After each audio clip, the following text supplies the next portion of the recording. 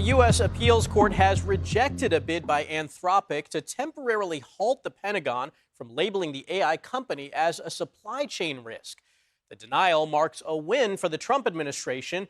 It's been at odds with Anthropic after the company refused to allow the government to use its powerful Claude AI model for autonomous weapons. However, in the order, the court granted Anthropic's request to expedite the case. Oral arguments are scheduled for next month. Acting Attorney General Todd Blanche called it a resounding victory for military readiness. In a social media post, he wrote, quote, "Military authority and operational control belong to the Commander-in-Chief and Department of War, not a tech companies." Anthropic, meanwhile, released a statement saying, in part, quote, "We're grateful the court recognized these issues need to be resolved quickly and remain confident the courts will ultimately agree that these supply chain designations were unlawful." And there's a stark warning from Anthropic over its new AI, which is stoking fears across the tech industry. The company claims that its own creation, the Claude Mythos preview model, is too powerful for the general public. Instead, Anthropic is releasing it to a limited group of tech companies that are a part of its new defensive cybersecurity program, Project Glasswing.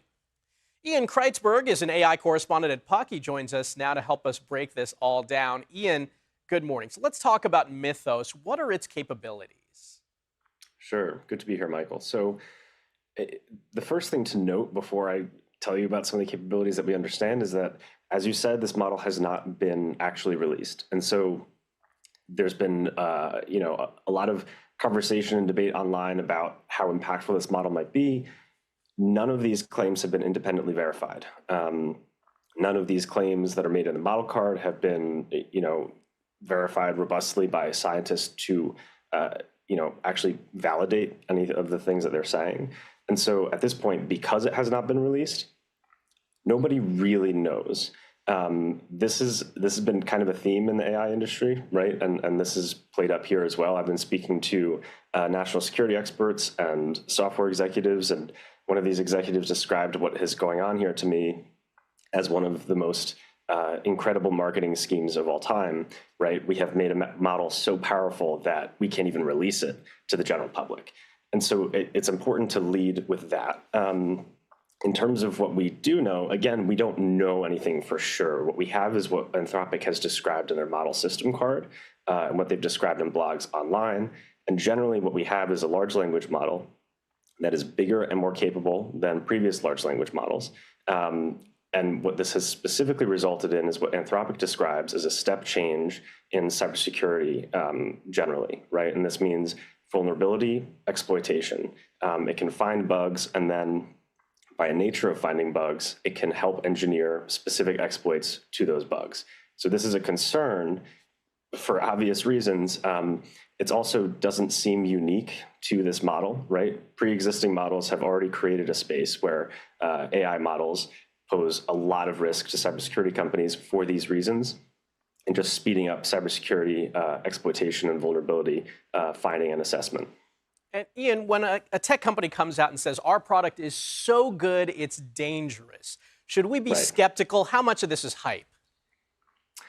We should be skeptical. This is one of those things where you have to, by them not releasing it, you're taking their word on it. And it's important to understand that this company has a whole long list of incentives for hyping up, and a long history also for hyping up what their models are actually capable of. And what we've seen in the past is that, a model is described in a certain way internally, and then it gets released and it ends up being less of a big deal, or it doesn't work exactly in these ways as it does in the real world. And so they have a lot of reasons. And one of these, right, you were just talking about earlier, about Anthropic's kind of battle with the Pentagon.